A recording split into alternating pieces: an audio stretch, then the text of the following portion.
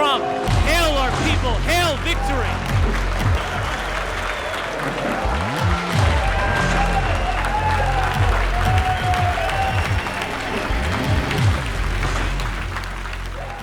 My name is Daniel Lombroso. I'm the director and co-producer of White Noise.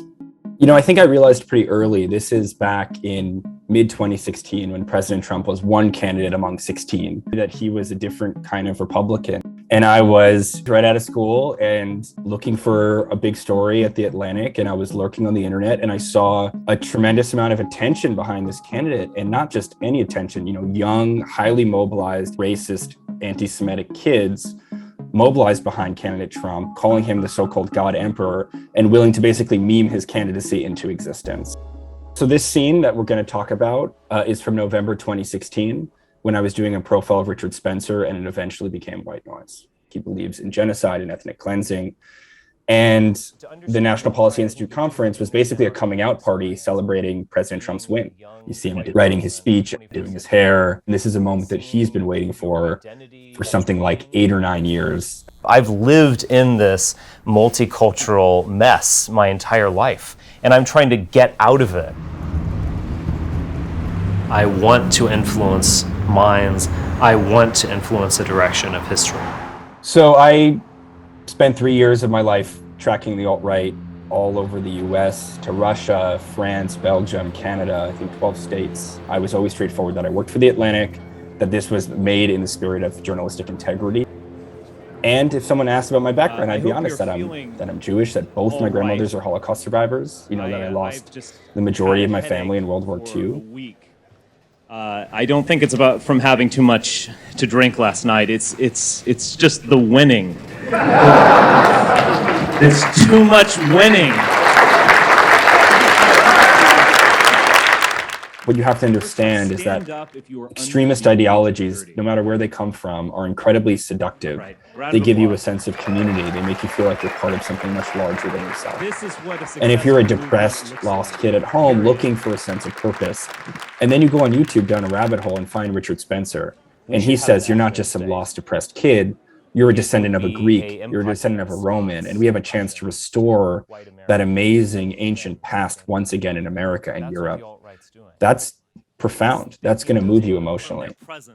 There were a lot of reporters there. Originally, everyone kind of left at that point. I just hung around for 3 days. So it was just me and a guy named Joel Goldstein at the New York Times. We knew he could win. Many of us thought they were getting progressively drunker over the weekend. The mainstream media, or perhaps we should refer to them in the original German, Lügenpresse.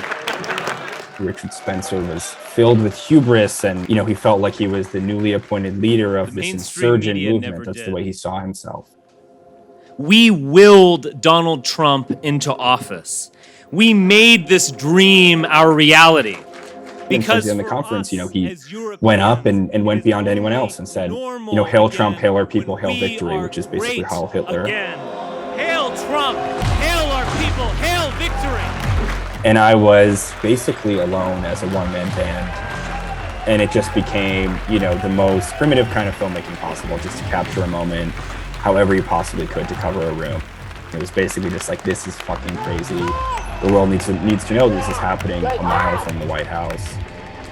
We cut it down, we captioned it, we released that section, that segment of the speech right away.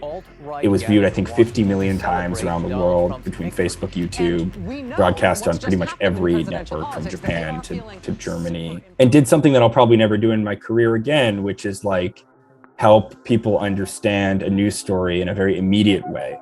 But I dealt with a lot of anti-Semitic abuse, I think things that other filmmakers probably wouldn't expect to understand.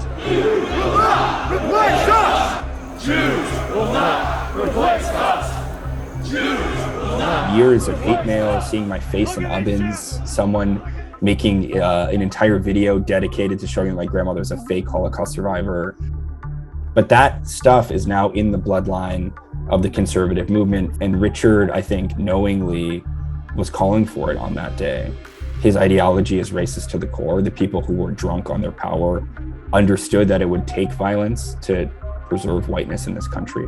But I was sincere in wanting to understand them and to understand how they became who they were. You know, when we see it, we need to talk about it. We need to bear witness. We need to document it.